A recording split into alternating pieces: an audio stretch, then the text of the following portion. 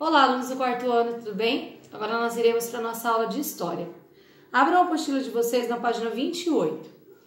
Eu farei a primeira parte desse texto, farei a leitura e explicação para vocês, e em seguida vocês irão assistir um outro vídeo do positivo, com a segunda parte do texto, e a realização dos exercícios.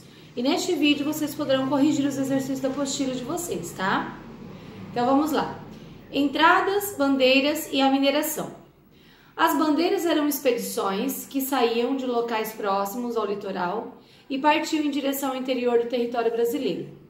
As pessoas que participavam dessas expedições eram chamadas de bandeirantes e buscavam por ouro, prata e plantas. Contudo, algumas dessas expedições também buscavam aprisionar e escravizar indígenas para fazê-los trabalhar nos campos, vilas e cidades. Vocês podem estar grifando esse parágrafo que eu li com vocês, tá? Então aqui está explicando, né, o que eram as bandeiras, eram expedições e qual era o objetivo deles. Expedições, grupos de pessoas que se reúnem para conhecer ou explorar novos territórios. Você sabia? Os brasileiros daquela época tinham grande interesse por plantas medicinais, frutas, raízes e sementes, castanhas, cravo, pimenta e canela. Por exemplo, eram produtos usados para temperar e conservar alimentos e também serviam como remédio. Para colonizar e explorar as riquezas dessas terras, em 1534, o rei de Portugal dividiu as terras brasileiras em 15 lotes, que ficaram conhecidos como capitanias hereditárias. Essas capitanias eram hereditárias porque passavam de pai para filho. Capitanias hereditárias. Aqui nesse mapa nós podemos observar o espaço, né, correspondente a cada uma delas com os nomes. Desbravar o interior do Brasil não era uma tarefa fácil. Os bandeirantes partiam em direção às terras desconhecidas e enfrentavam muitos perigos, como os animais selvagens. Muitos homens que aceitavam essa aventura desejavam ganhar um pedaço de terra ou parte do ouro encontrado durante a expedição. Na terra que ganhavam, normalmente eles plantavam trigo, milho e mandioca. Agora vamos para a página 29.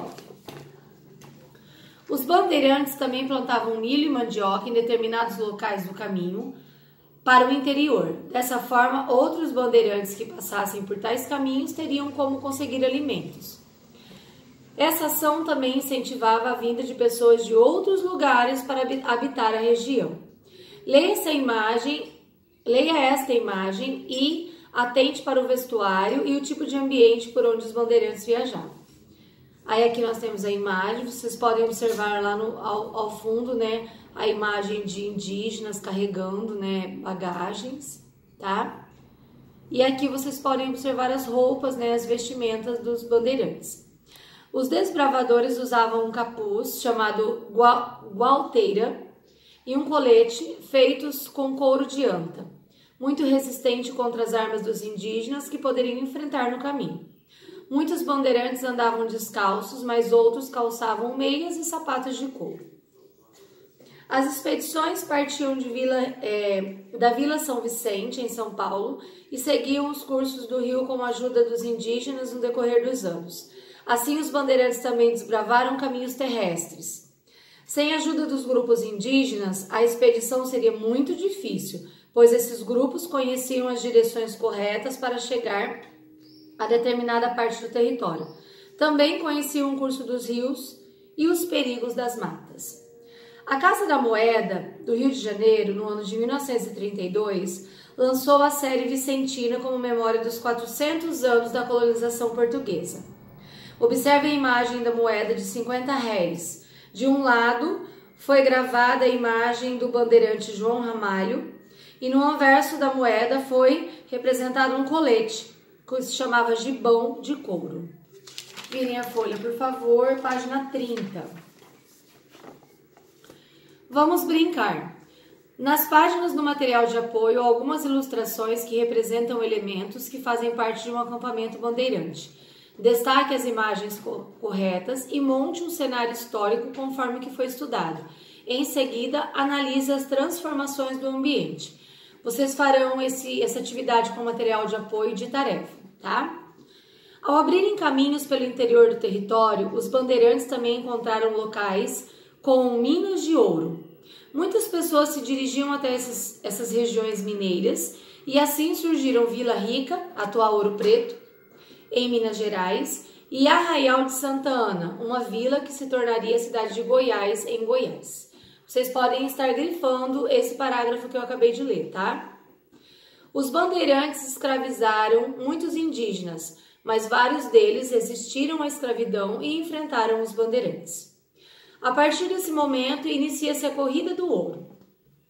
A notícia do descobrimento de minas de ouro logo se espalhou pelo Brasil, fazendo com que muitas pessoas do litoral e até mesmo de Portugal migrassem para as regiões das minas, buscando enriquecer com a exploração do ouro.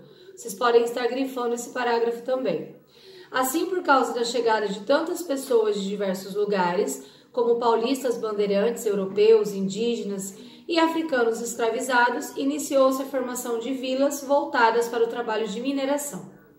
Aqui nós temos a imagem de um selo que os Correios lançaram, Ouro Preto, em Minas Gerais, chamava-se Vila Rica por causa da riqueza decorrente da extração de ouro de suas minas. Na ilustração do selo comemorativo, à esquerda, há a representação de uma bateia, instrumento utilizado na mineração. Ao fundo, aparecem construções que demonstram o desenvolvimento da cidade. Série Cidades Históricas, 300 anos de Ouro Preto, Minas Gerais. Então aqui nós temos uma imagem, foi lançada num selo, com uma data, comemorando os 300 anos de Ouro Preto. Virem a folha. Inicialmente, o ouro foi encontrado nas margens do rio. Esse ouro que é encontrado nas margens do rio é chamado de ouro de aluvião. E os trabalhadores utilizavam peneiras para conseguir separar o metal de outros elementos. Depois, o ouro passou a ser explorado nas encostas dos morros e assim iniciou-se a mineração realizada por africanos escravizados.